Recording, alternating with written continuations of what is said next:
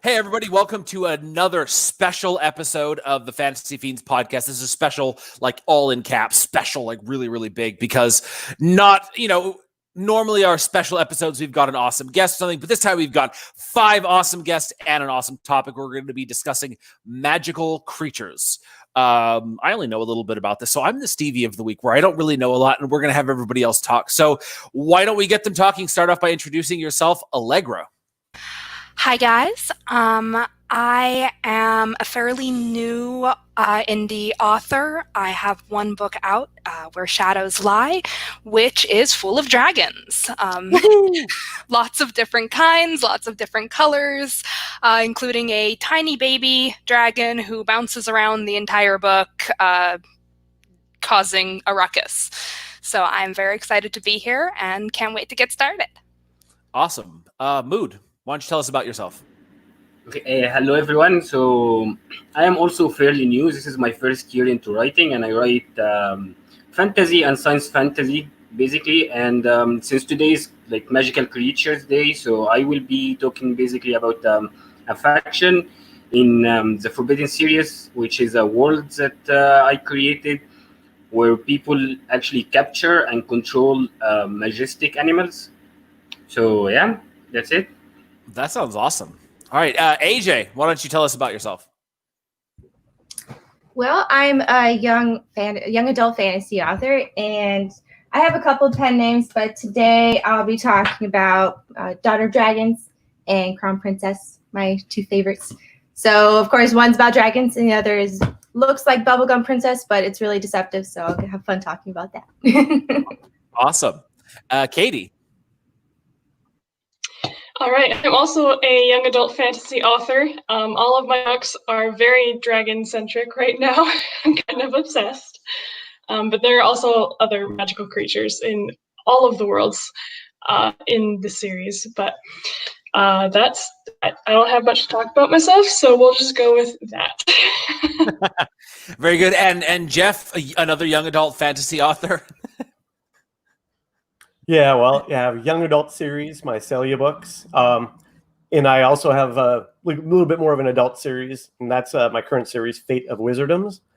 That's probably what I'll talk about today because it's got dragons and wyverns and other crazy magical creatures. Yeah. Very cool. Very cool. And for those of you who don't know me, what are you doing on this podcast? I've only got magical creatures in one of my series, and that's the half fox, half eagle thing. But that's not even a magical creature. It's like what are they called? They're called chimeras, right? They're a crossbreed of 2 different species. But like, there's nothing magical about them. And I love when dragons are non-magical beings. Like, we had an episode of the Fantasy Fiends podcast where Stevie's brother, who is an expert on animals, or I can't even remember the word for it, but he basically told us how a dragon could breathe fire without like any magic. And so the question for you all is, are your creatures like actually magical, or are they more just like the animals that we have now, and they're just, they're the more stereotypical magical creatures without any magic? For anybody, I guess I can go. I actually have a bit of both. In my world, dragons are gods. So you have the upper echelon, super magical, very rare, big, powerful, completely in the shadows. Each one of these gods created a species of what I call mock dragons. They are normal creatures. They don't breathe fire. They're not magical, but they are kind of revered in various cultures as, the closest thing to the gods that exists. So every major culture has a very strong connection to one of the mock dragon species. Interesting. So every major culture has. So these gods, do they have like worshippers, or is it just super powered dragons? They do. This is a setting where people know the gods are real and know they exist. So there's not really a question of whether there are gods and whether to worship them, but rather which ones to worship and how to keep them off your back if you've caught their attention. I love it. And these mock dragons, they're not magical at all either, right? They're just basically like, they would almost be like, what are they called? The wyverns, that are like the subspecies of dragons. Yes, exactly. They are part of their natural ecosystem. They take kind of a, top of the predatory food chain. They're also very diverse. I have blue feathered mocks with beaks that look a lot more like, almost like a phoenix. My favorites are the white mock dragons. They live in the north, and they're like an unholy cross between a polar bear, a lion, and a seal. Super cute, but will wreck you. There's ones that are like alligator hippos and just live in swamps ready to eat you. They're really, really different from each other, and each one has a definite place in the ecosystem, which is completely natural and integrated. Very cool. I actually have a question. Is there like a traditional or cultural saying of how to speak or to ask these dragons, like the gods, for help or something? Yes and no. They are fairly distant. Some cultures have their gods much more present and involved. One of the cultures, the god, every single child at some point during their childhood, to name them and give them their life's work. Other ones are kind of, other cultures are not quite sure the gods actually exist because they haven't seen them in a very long time. But most people follow the ethical core of whatever god they worship. Each one has a saying that kind of encompasses that dragon's ideology. The one that I really focus on in the first book is the blue dragon, and her words are, "I will walk in the light alone and unafraid. In shadows I will find no fear, for they are fleeting. And when darkness blocks my path, I will not stop, for only challenged will I grow. It is mine to walk the troubled road where others dare not tread, and speak the truth where shadows lie." So her religion is all about speaking the truth and being brave. And the same is true of all the gods. They all have this core, and the mock dragons very much kind of represent that. Very interesting. You mentioned the blue one, and it reminded me of the feathered serpent from Aztec myth.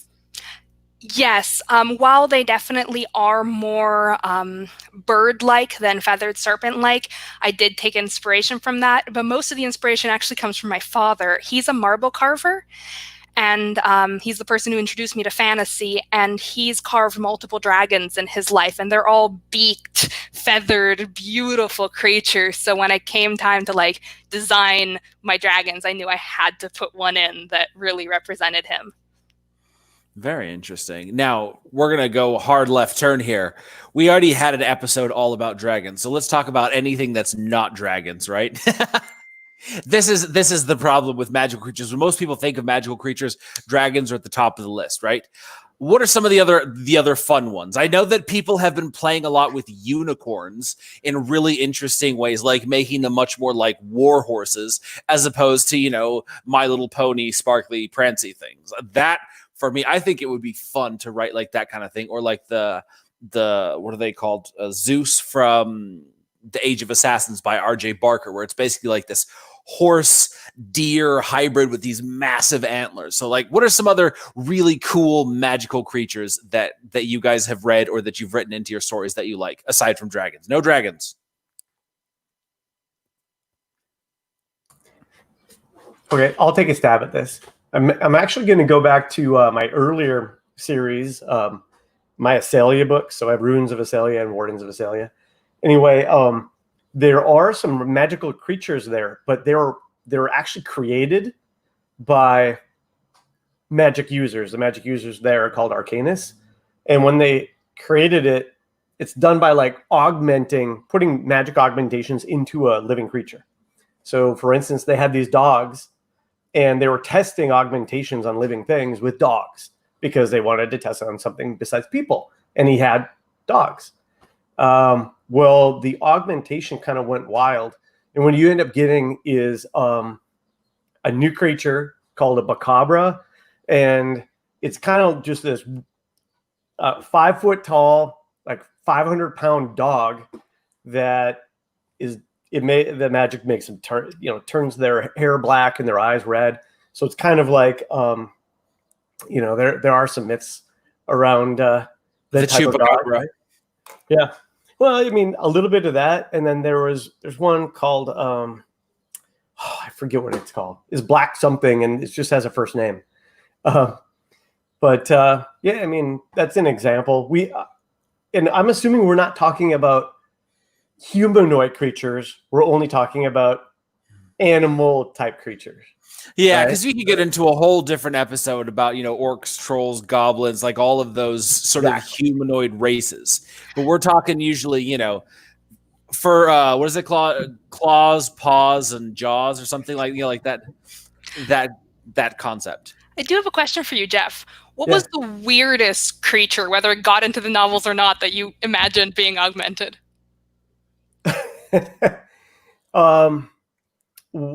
Well, this is kind of a little bit of a spoiler, but because I haven't actually written the next series, but there's something happening in the second series where magic has gone wild in part of the land, and any creature that is near it just blows up and gets massively big and psychotic. So what ended up happening? Okay, I can talk about this. What ends up happening in that series, or in the Sally series, there's a mining town that's just destroyed by killer rabbits, because these rabbits are like, you've got 300-pound rabbits that are like the one on Monty Python, but because they're all crazy. So, and they breed fast, right? So you just have an infestation of killer rabbits, and there's a battle against them. And so that was kind of fun. There's also a killer badger in the same series. To be fair, killer is just extraneous, because badgers can be nasty little fuckers. Right. Yeah. Just now imagine a badger the size of an elephant, and what do you get? That's pretty cool. Katie, what about you? Your series, is it only dragons, or are there other ones too? Oh, I have so many creatures. Dragons are the best ones, but I do have other ones. In my first book, they go to a realm called Zolfiria. There's 7 different realms in my main series, the Crystal Dragon Saga.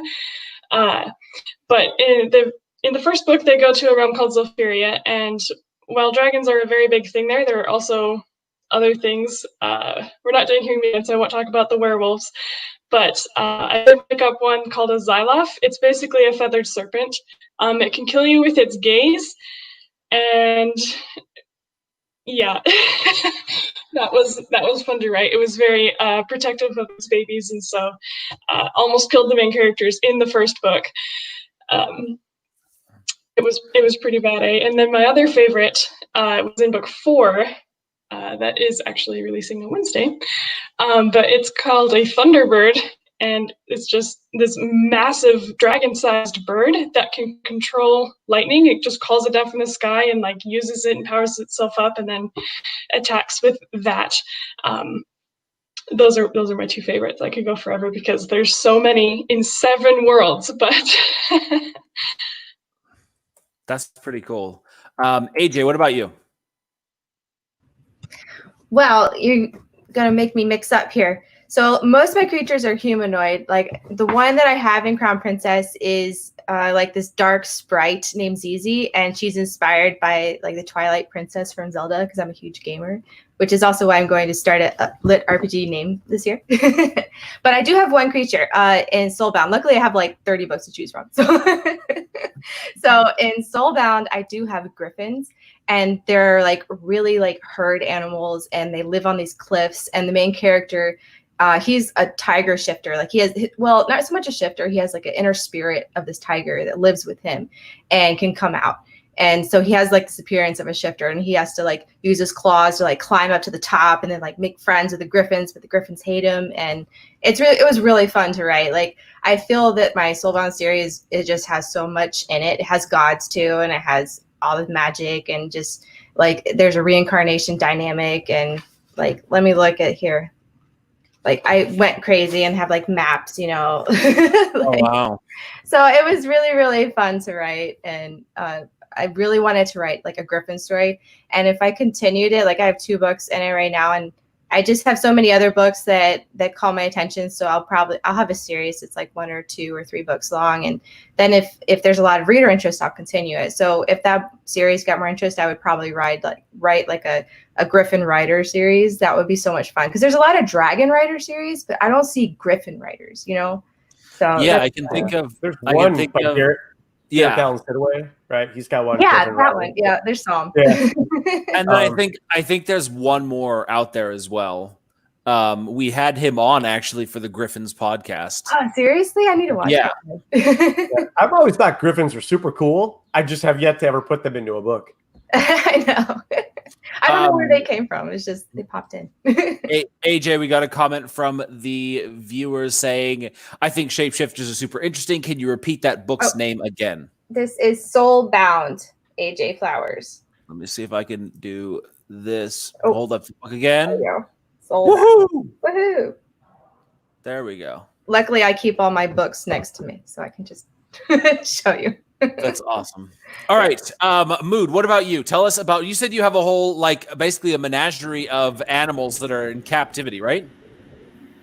So You no, they don't. are not You in characters. captivity. so they live in a forest. Basically, like in my world, there are 4 different factions. So one of these factions, they are like they are free people. So they live in a forest, surrounded by all of these majestic animals, and they are normal animals. So like you can have anything. You can have tigers, elephants, with just like something like very small things that is different. Like for example, tigers will have their stripes light in the dark, and the color will change depending on like their age or their personality and all of this. So basically, they have all of these animals. They live in the forest, and the people who live around them, they have the power to capture them. And then once they capture an animal, the animal becomes a tattoo on their body, and then they can pull on it whenever they want. But it's very complicated because every animal has their own way of capturing. So like you have to learn how they work. You have to be part of their environment, and then once you do this, they become you take from their personality and they take from yours, because you can call them out whenever you want. But for example, if you have a weak personality, then they have the power to actually control you and then run away from you, if they are like in general, like for example, one of the characters, they went to catch a snake because they wanted to catch a small snake, because it's better it's better to get the snakes while they're still young, or any animal while they're still young, so you can teach them everything about you and you grow together. But the older sister of the snake was very protective, and they had a big fight that he had to end up capturing the sister of the snake. But because she's very protective, so she has the power to break from her own tattoo whenever she wants. Like if she senses danger on her own, she doesn't listen to him. Like she will protect him as if he was her own brother. So like they have their own magic, of course. Like they have some powers that they can do, but like I find it more interesting that the little changes in personality and what makes them affect and like take control over their friends, I guess. So is this kind of like Pokemon trainers? Like you're capturing a creature and it becomes like your... Yeah, I think when I put it like this, I mean, I never thought about it like that, but I love Pokemon, so You can say no. Bad Jeffrey. It's a very intellectual, mystical, fantastical version of Pokemon. Like high. Yeah, I like this description. That's pretty cool. Now I have a question for you guys. How do you go about sort of choosing or creating the animals that you added? So the only creature that I have in mind is this half fox, half eagle thing called an Enfield. And so I was sort of diving deep into mythological creatures because I wanted to write one into the story. And as I saw it, I was like, okay, this would be the perfect creature to serve as the special ops team's communications, right? He's got wings so he can fly really far, and he's a fox, so if he has to go to ground, he can work through, you know, the forest and all of that really well. So he's the perfect one to serve, you know, to relay messages between the team out in the middle of nowhere, which is kind of how, you know, a special forces team needs. They need that sort of comms. So that was how this animal was the perfect choice for me. But then Jeff with your killer rabbits, or Allegra with your little tiny bouncy dragons, or like how do you go into creating these things? What's your process for creating these magical or mystical creatures? For okay, anybody. well, I'll talk about the Bocabra thing, right? So that was, well, first off, I really wanted to have a dog in my story. and what ends up happening is one of the main characters in the series kind of cures the psychotic nature of one of these Bocabra, and it becomes his pal, right? So you've got this female dog named Wraith. It's just, you know, this massive big black dog fighting alongside of him. But this magic that's out of control kind of keeps taking over, so he has to kind of like keep treating it like and keep curing this creature. You know, what ended up happening at the beginning, this is my backstory, is that somebody had a bunch of dogs, was testing this magic on them, and then realized that it starts making them go insane. Well, the dogs break out and they mate, and before you know it, you just have, you know, for 1,000 years, you have this new creature that's in the world. And I actually wrote a story based on that original time when it all happened. So your idea was originally you wanted the guy to have a pet, but instead of it just being like a dog, why not have, you know, like a huge dog? It would be way cooler. Right. And then when it comes to the killer rabbits and badger, etc., that's actually me setting up a plot for my third Azalea series, which I haven't written yet. Right. So it's a subplot in the second one, and there's battles and stuff that happens, but it's kind of left alone at the end of the series. It's like, well, all these story arcs finished, but this one isn't done. We don't know what's happening. Well, that's another story. Very interesting. So in mine, I go about it in a kind of a meta way.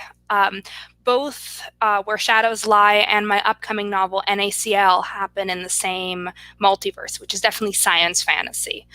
And in it, gods are all regular people, and they're not 100% certain if the planets they're gods for are real or just figments of their imagination. So they can create anything they want, and the personality of the gods themselves as individuals and their relationship with godhood influences a lot of what they do. So some of them are there to do some serious business, and they're going to create like mock dragons that are going to be helpful to them. Like one of them is doing a lot of secretive work, so she created a species of mock dragon which is super good at guarding. They keep her lair well clear of pesky humans.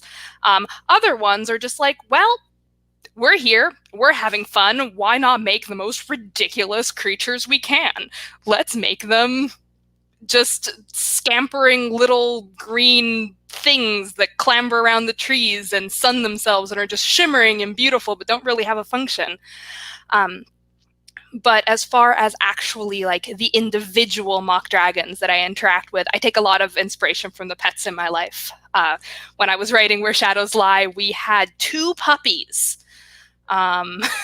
They were bouncy, and they like to bounce off my rib cage and vault across the room, completely unaware that they were becoming 80-pound monsters. So that was kind of how I started writing in individual dragons of, well, what is the challenge of raising a creature that starts out the size of a puppy and ends up larger than a horse? Very interesting. Katie, what about you? You mentioned a couple of different characters in your series, or sorry, creatures in your series. How did you go about creating them specifically? I don't have a specific reason, like I think a lot of other people do. I kind of just I read a ton when I was younger. That's why I started writing, because I ran out of books to read. So that all just kind of funneled into my books, and just like, I like griffins, and so griffins are in book 4. And also Thunderbirds would be cool, like how ROC rocks. I kind of took it from that, and there's just mainly I would like build the world and then just be like, what would be cool here? So the Thunderbirds are based off of the Native American animals, right? Or the mythological creatures from Native American mythology. I think so. Very I cool. didn't do like Cool I don't do research besides just reading other fantasy books, and okay. Yeah, so those don't have a lot of history in them usually.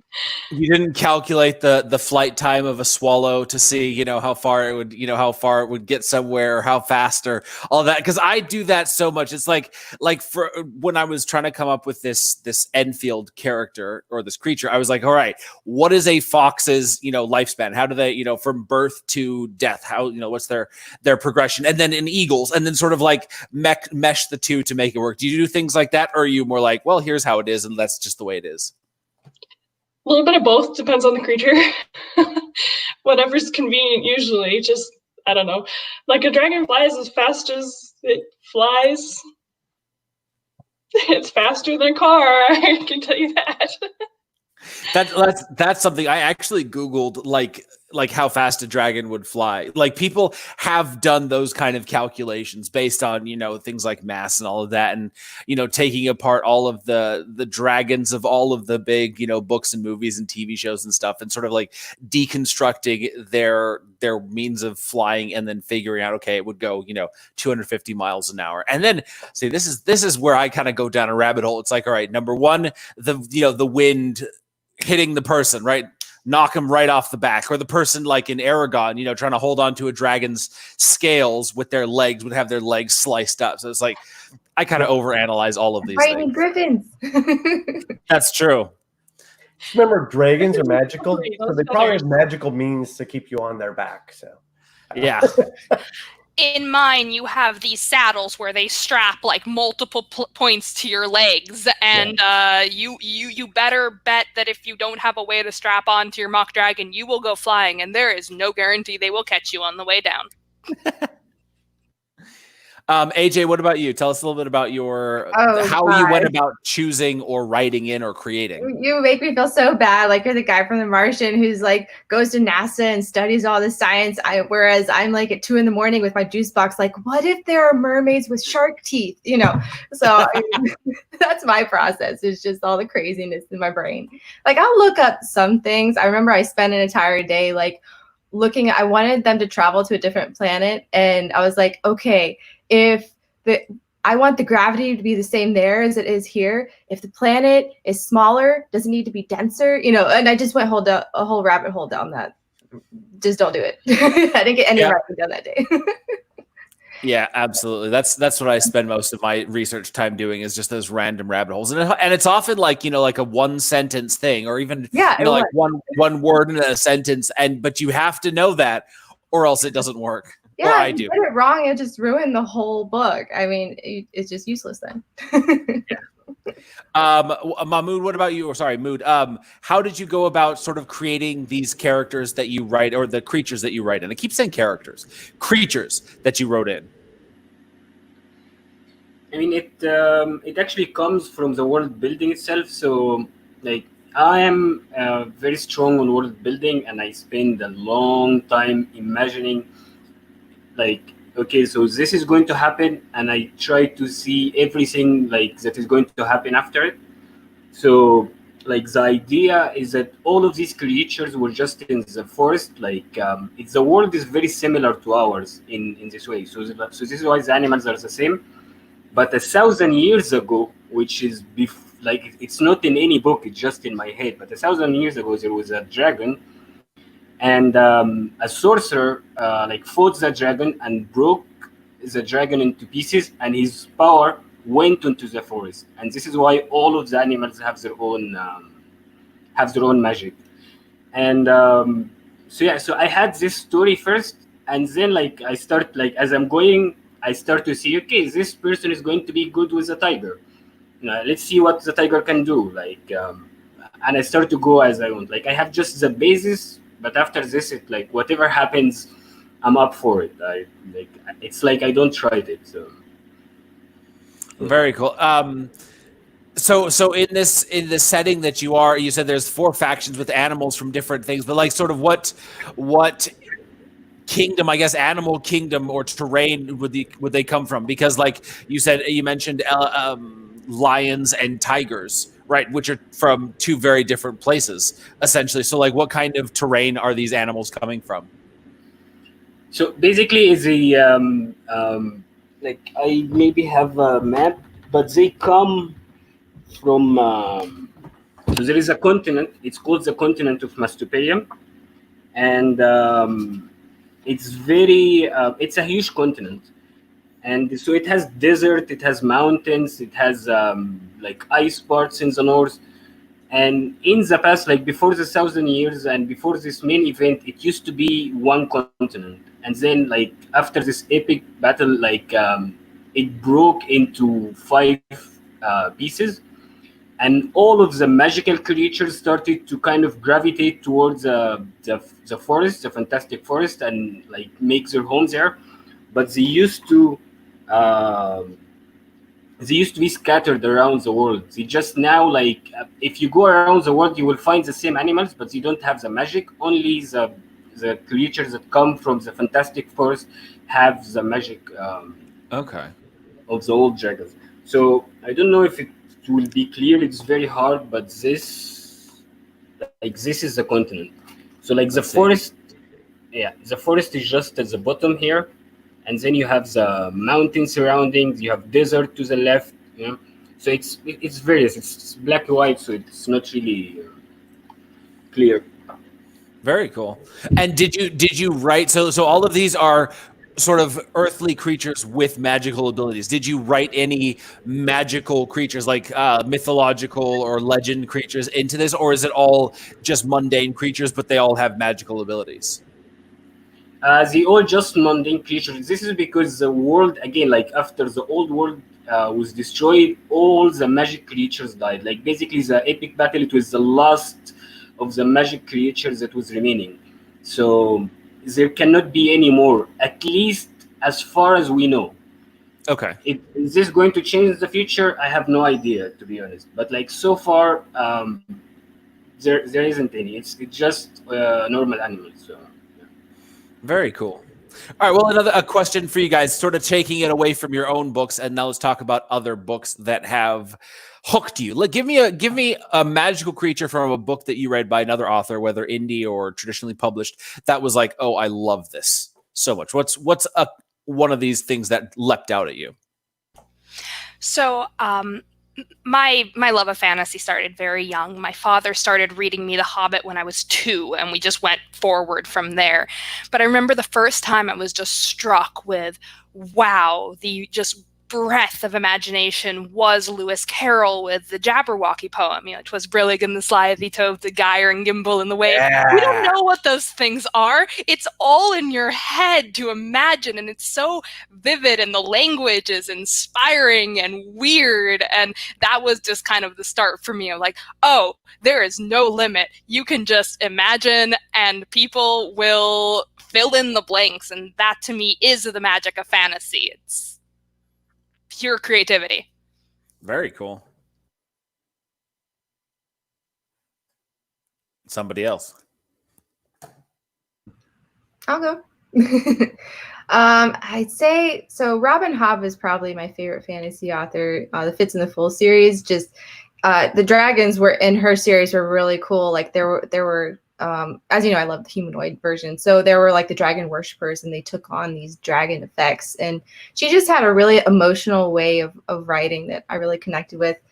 Recently, I read Dungeonborn by Dakota Kraut because it's a lit RPG novel, and I thought that was so cool. Like the person became this gem, and then the gem just started over from the ground level. Like I've never seen a book really do that. I'm sure there are many. I just haven't read any personally.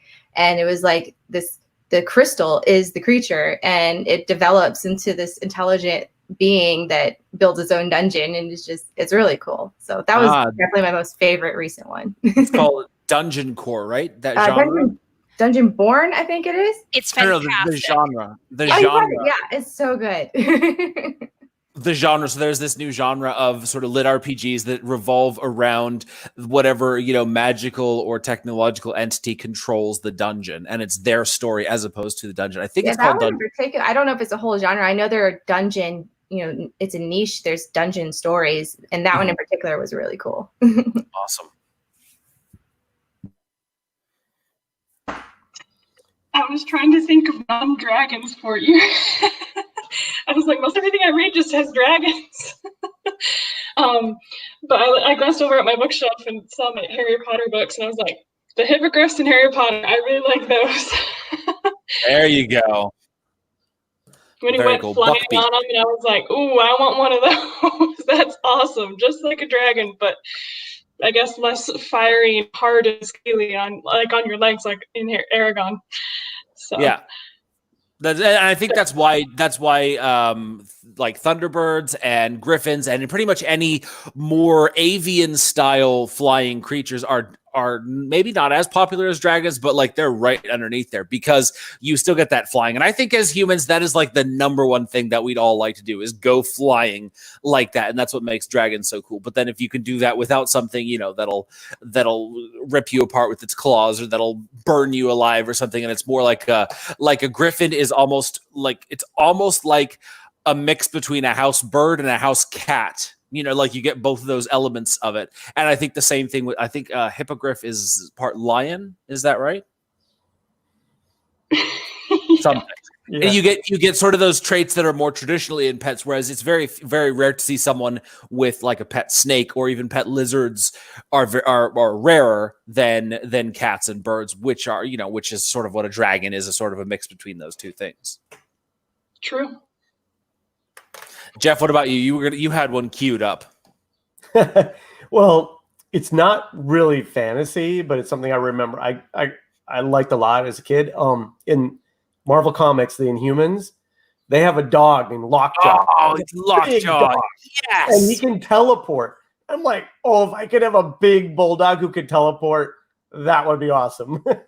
Yeah. Because you get like the badass factor, you get the superpowers, but then you get that big slobbery dog, friendly pet thing, and it's just that comedic value. But then there's also the heartwarming moments, and all of that. That is a great choice there. Which one sort of inspired me the most was Fenris Ulf from the Narnia series. So I didn't read the books first. I watched that super, super old cartoon. And that was like seeing that wolf and hearing it talk. I was like, damn, this wolf is a badass. And then, he was a villain, obviously, but I was just like, that would be so cool to have like a wolf like that, or that kind of character where, essentially they were terrified of him because they were hunting him. And I was like, I got to do something like that. I never did, but that was sort of the one that made me want to start reading more fantasy, was that badass wolf. It's super interesting that you're attracted to the bad wolf versus Aslan, the lion, like the good, lion. Yeah, but he was like he was good, right? So he was kind of, you knew what to expect from him. And he was the good guy. So obviously you're going to like it, but there was nothing super or there was nothing really spectacular about him because he was sort of a good lion, right? And he's very mysterious. You don't get to know a lot about him, and except for he gets shaved, and you think he dies, and whatever. Oh, spoiler alert! 100-year-old book, guys. Yeah. Mood, what about you? Yeah, can I say the Sphinx? Yes. Yeah, because I think my favorite character is like a jackal that turned into like ancient Egyptian gods. But I was playing Assassin's Creed Odyssey, and they played with the idea of the Sphinx in an amazing way. So you still have like the body of a lion, the face of a human. But then, like they started to add feathers and give it wings, so So yeah, Sphinx and any kind of things that comes from the Sphinx, I think is like I will put it on the table to be a magical creature that Absolutely. I love. Oh yeah, when the Sphinx shows up in, what was it? One of those Greek mythology. Was it Perseus, I think, or Theseus? Yeah, the thing is that the Sphinx in the Greek mythology is also different from the Sphinx in. Oh, okay. Okay. So, like in Greek, it has feathers and it can fly, and it's mostly a woman. I think I'm not sure. Okay. But in Egypt, it's a lion, and it has the face of a man, like the pharaoh, and like it has I don't know what it's called in English, but it's the things that the pharaoh wears that goes down the sides of the face. So we don't know either. It's not an English word, so it's just whatever the proper word is. We'll call it headdress or something. Okay. So basically, just the Sphinx, I think, like it has different images for it, and like anything that has the Sphinx in it, I would like to add it to the list, please. So. Very cool. Great choice. Okay, so we had a question from way back earlier in the audience. The question was, for people who haven't read any of your stories, where should we start? So, Jeff, why don't you go first? It depends on what you prefer. If you enjoy coming of age, epic fantasy, then start with my Runes of Acelia series. It's actually, box set is currently 99 cents, so it's a good place to start. Woo! Coincidentally, actually, my other series, the box set, is 99 cents to start it. That's Fate of Wizardoms, and it's more like classic epic fantasy, like something between Lord of the Rings and Wheel of Time, but in a modern, fast-paced telling. So just imagine Lord of the Rings or Wheel of Time, instead of being 1,000-page books, it's 300-page books, and so more happens in a shorter period of time. Very cool. Very cool. Katie, what about you? I have two different series. There's one going right now, the Crystal Dragon Saga. So that box set is 99 cents right now. And then I also have a box set of my urban fantasy trilogy, the Dragonblood trilogy. That one's not 99 cents, but it is a box set. I'll probably put it 99 cents soonish, though, if you want to like keep tabs on that. Otherwise, you can just get it. They're all in KU. They're all in Kindle Unlimited. So, yeah, just depends on if you like urban fantasy or coming of age young adults, which is the Crystal Dragon one. So. Very cool. Very cool. AJ, what about you? Where should people get started with all of your 30 books? I make it easy. You can start with Valkyrie Landing. It is free everywhere. I keep it that way so people can easily jump into my series. This one's complete. It's Norse mythology, and there is a spaceship and Odin's a cyborg, but I promise 95% of it's on Earth, so it's fun. Very cool. Moud, what about you? Yeah, I would say if you like fantasy, then you start with War Remnants. It's a prequel, but like it brings you into the world slowly.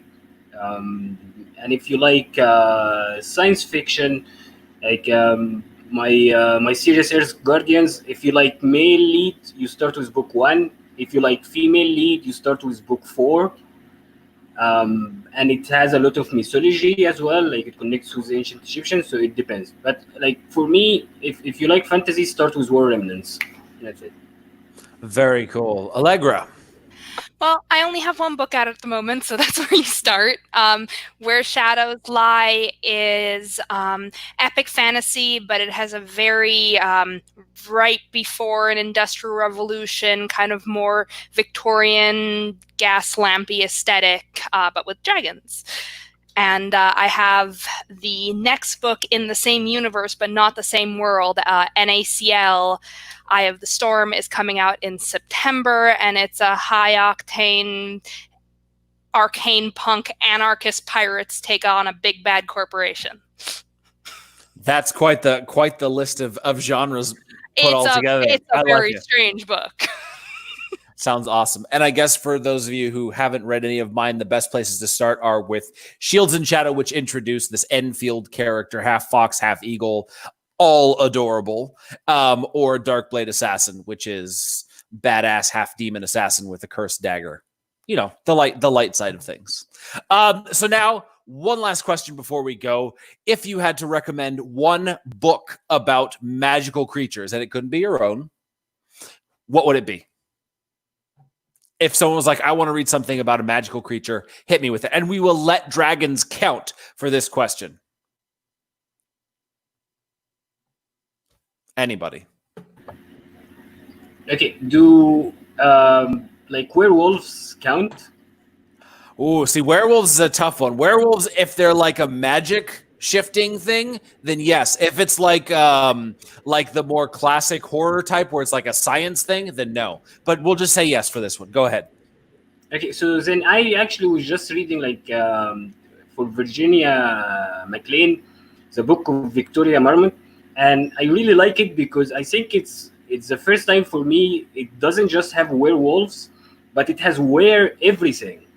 Ooh. So it depends on your inner animal, so you can shift to you have leopard, you have lion, so I really like this, and I would like to recommend this one. If you like magical creature and to see a lot of them change into humans, so I would recommend this book. Very cool.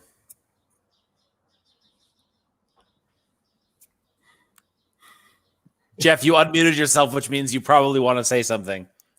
Yeah, I'm struggling. There are too many books. I don't know what to recommend. I mean, there are a lot of cool dragon books. I don't know, Eileen Mueller's Dragon, Izara, Riders of Fire. That's fun. Katie's are fun. If you like YA, that's a fun one. Lindsay Baroker's Dragon Blood. Oh yeah, those were good. That's a good one. Notice how a lot of them are dragons. I'm trying to think of a non-dragon.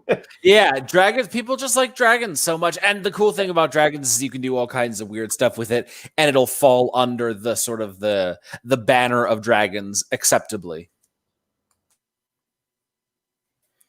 I was going to recommend Eileen Mueller as well. I haven't even read her books yet, but I did hear her read one little snippet, and I was like, these books are awesome. And she's an awesome author as well in person. So I definitely recommend her books for many reasons. Very cool. Yeah, go ahead. I was just gonna say you can't go wrong with dragons. I mean, everybody loves dragons, and I love Lindsay Baroker, and I already recommended Robin Hobb earlier. Those are my two go-tos when we go to dragons, and Mercedes Lackey. She has a few in there too. I was just about to suggest Mercedes Lackey Joust. It was the first book with dragons as very much mundane creatures, but thought out well. And I go back to it again and again and again. Also, dragons. I have really, really, really enjoyed Rachel Aaron's DFZ books.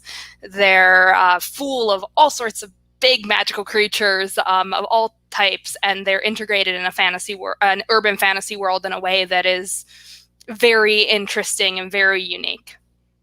Very cool. And I will say, check out the Wounded Kingdom series by R.J. Barker. I only read the first one, Age of Assassins, but these mounts that they're called mounts. They're basically like horses mixed with a moose or a badass deer with these war antlers. They sound so cool. In the first book, they didn't get into any actual combat, but I think in the second and third book, you actually see those things fighting, and they are terrifying and awesome. I think that they were probably one of the coolest creatures that I've read in the last couple of years. What book was that? Wounded Kingdom series by R.J. Barker. I'm totally checking that out. Yeah, if you look up, I think the character or the animal's name is Zeus, which is the god of death. It's named after the god of death or something, and it's this badass looking thing that looks like it will rip you apart, kind of like a Canadian moose, just with sharp antlers instead of really. Soft ones. And you know what? That is our show. We're basically running out of time. Why don't you all tell people where they can find you on social media, website, book platforms, etc. Starting with Allegra, just for the heck of it. All right, so you can find me on Facebook, on Twitter, pretty much everywhere as author Allegra. My book is available on Amazon, and I'm always around the Indie Fantasy Addicts page. Happy to chat. Very cool. So yeah, I am the same. I am on Facebook, Amazon. Everything is a website. You can also talk to me there if you want. Everything is with my username, so Moud Adel. Or if you don't, you can search Mastopedia, which is the name of my world. That's it. Very cool. AJ. You can find me at aj-flowers.com. I have all my stuff there. You can join the newsletter, get the free book, Valkyrie Landing. Hit me up by email or on Facebook. I love to chat with everybody. So hope to see you around. Awesome. Katie. I am also on Facebook, Instagram, Twitter, etc. Mostly Facebook and my newsletter are my two main focuses. Right now, my page is Katie Cherry's Fantasy Works. And then I also have a group and everything. And if you follow on Amazon for anybody, you can get notifications for their new releases. So I think some people don't know about that. So that is super handy. I follow like hundreds of authors on Amazon just for that. Very cool. I guess I'm next. Yep. Okay, so my website is jeffreylkohanek.com, and it's spelled just like my name here on the bottom without the period. And then I have an author page on Facebook, Jeffrey L. Kohanek, and I do hang out in the Indie Fantasy Addicts Facebook group, which is a great group. If you want to meet and hang out with indie authors, it's an awesome place to go. And then lastly, I have an author newsletter. You go to my website, sign up for it, and I'll send you some free stuff. Ooh. Yeah.